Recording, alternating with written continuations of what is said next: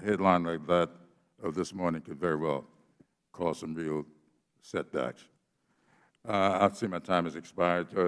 I now yield to the ranking member for 5 minutes of questions. Thank you, Mr. Chairman.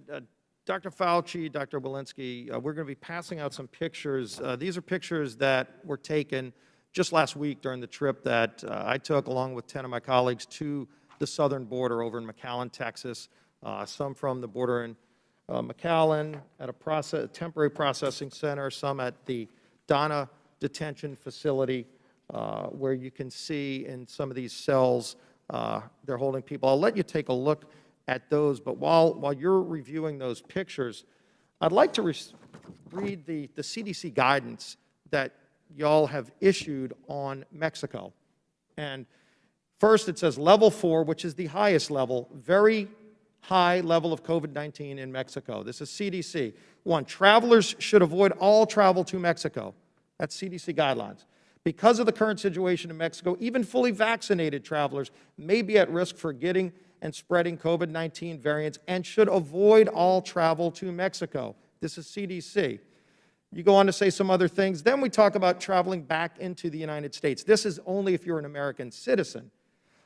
All air passengers coming to the United States, including U.S. citizens and fully vaccinated people, are required to have COVID-19 test results no more than 3 days before travel or documentation of recovery from COVID-19 in the past 3 months before they board a flight to the United States.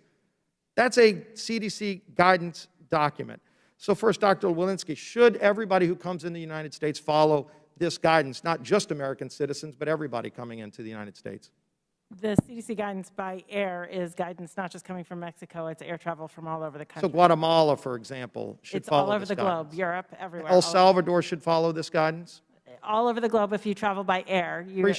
I appreciate you answering that, because we'll get to that in a minute, because on my flight back from McAllen back home to New Orleans, about half of the plane were some of the people that are in these pictures who were getting on these flights not being tested for COVID in violation of your guidance. So let me ask you, and this is, by the way, Secretary Mayorkas just recently testified that he admitted that apprehended migrants were released before getting a COVID test, who came from Mexico, from El Salvador, and getting on an airplane. Is that in violation of CDC guidance?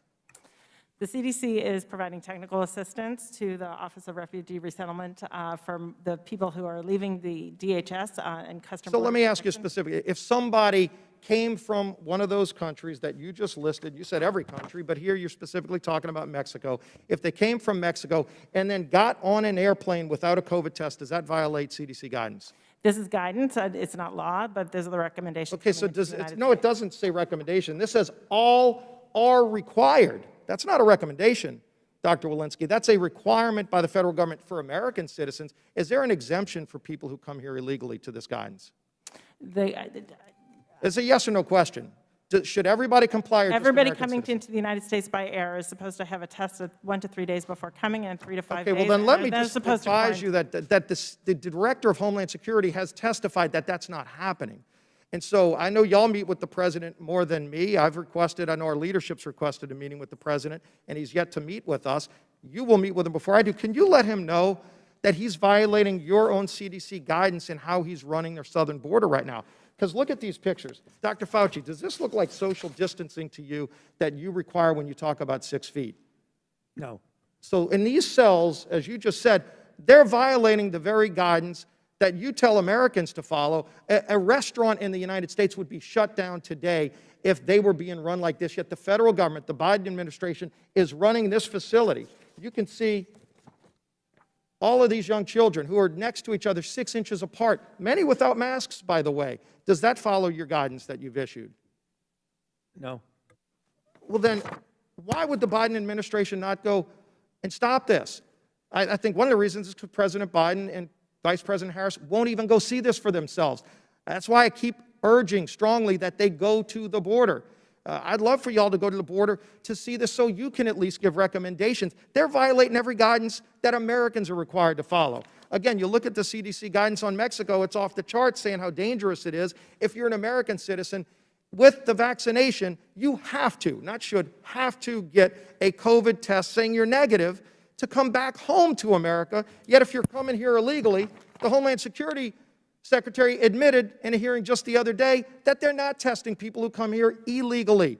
Dr. Fauci, do you think that sends the right message to America, who people are trying to recover and get back to their way of life, that if you're a citizen, you follow this set of rules, but if you come here illegally, you don't have to follow any of your rules? No doubt it's a very difficult situation at the border, Congressman. Do you think this should get fixed? Excuse me? Do you think this should get fixed and they start following the same rules that you and I have to follow? I mean, obviously, everyone would like to see that situation fixed, I know, but it's a very difficult situation that is. Americans want to get back to their life, but they don't want two sets of rules either, and that's what's happening right now at our southern border. Mr. Chairman, I yield back. I thank the ranking member for yielding.